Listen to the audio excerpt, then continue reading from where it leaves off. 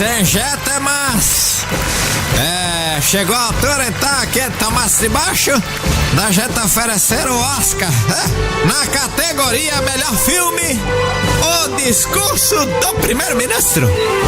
Vamos passar aqui alguns trechos desse filme de terror, que quando ele dizia que aumentava imposto, não aumentava, depois aumentava. Vamos ouvir, gente.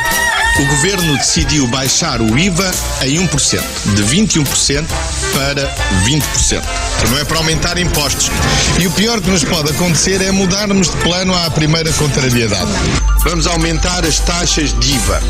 Aumentar em 1 ponto percentual. Não, nós não temos nenhuma intenção de aumentar impostos. A resposta do governo é clara e mantém-se. O aumento dos impostos não faz parte da estratégia do governo. O Sr. Deputado não me ouviu bem.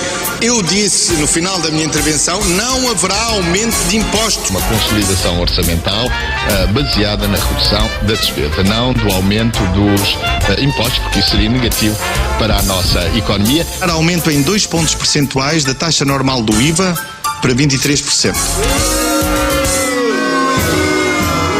E para melhor ator só tem um concorrendo. É o seu Sócrates, é verdade. Olha, vamos aqui ver uma grande interpretação. Aliás, essa interpretação ficou marcada na história quando ele disse que nós temos que fazer o país ficar mais pobre.